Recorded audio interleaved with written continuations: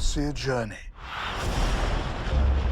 A man crossing the sands. A knight?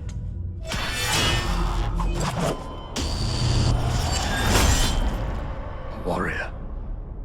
Your paths will merge. This is the type of movie where it could have very easily gone to the cheesy realm, but it doesn't. It doesn't even come close to that. Can you talk about kind of making sure it didn't go there? I wouldn't want to be a part of it if it did. That was kind of the...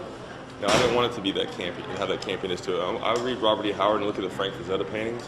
Like they reached out to me when I was a little kid, and I wanted to take that character, rip it right off the canvas, and put it on here, you know, on the big screen. I think it deserved to have that grittiness and the dirtiness.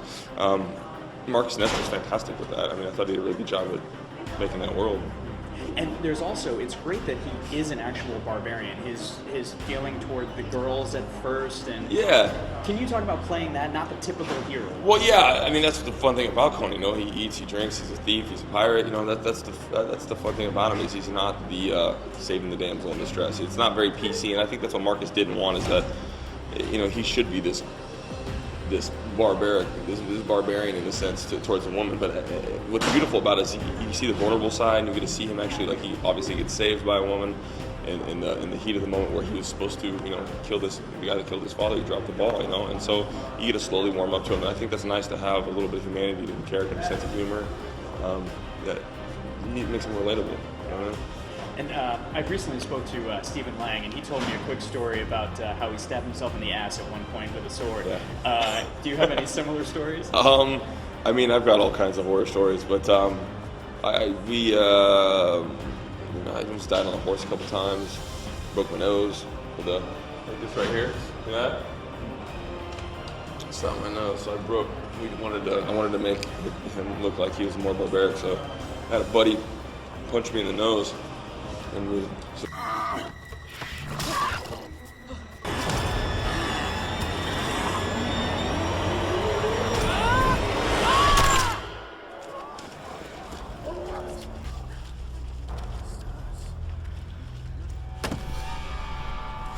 you also, I mean, with your character on Stargate and Game of Thrones, right. Do you gravitate towards these kind of warrior type people, or is that just something because you're 6'4" and huge that's what you gravitate towards? I think that's, you know, obviously when I did Stargate, it was, you know, I wanted to work, and it was an opportunity, you know, it was a great opportunity, 4 years working on that. I think Drogo, when it came along, I mean, that's a once-in-a-lifetime chance to play anything like that. I've never seen a character like him in the movies or on TV. Like, he's such a powerful, raw character. So that was the first time I've ever wanted a character in my life, was that role. And because of that, the same casting director kind of came Conan. So everything's just kind of lined up that way. So, I don't know, we'll see. Hopefully there's a rom-com in there somewhere coming up. Well, is there, when you're getting ready to play Conan the Barbarian, is it a different kind of workout regimen and getting ready for the type of fighting that you're doing? Yeah, we did a lot of like Bushido, basically samurai training and katana work.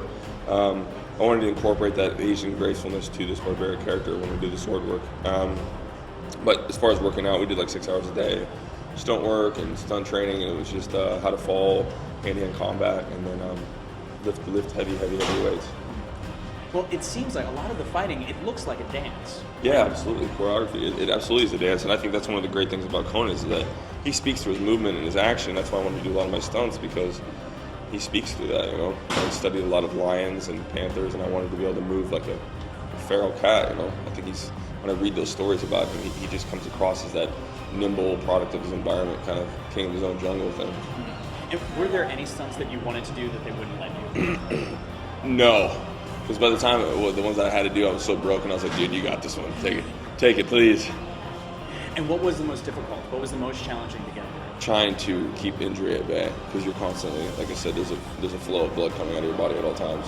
You're always injured for 5 months. Yeah, it's just being able to stretch and keep that motor running for that. I mean, there's so much action in it. Will it be tough for you, do you think, if you end up doing romantic comedy or something, to adjust to the cushy lifestyle? Oh, no. I mean, I look forward to it. You know, I'm doing a job right now where I'm wearing a suit and I play a villain. And I get to shoot people with a gun. It's so much easier. I'm just like, bam, dead. It's so much better.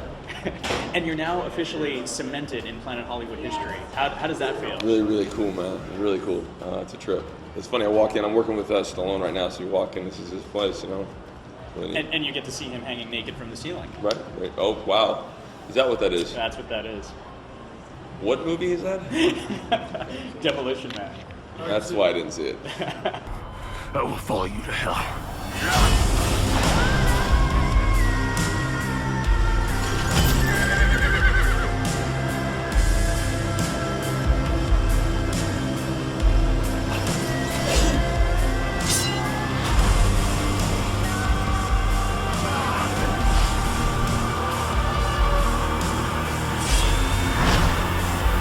Barbarian!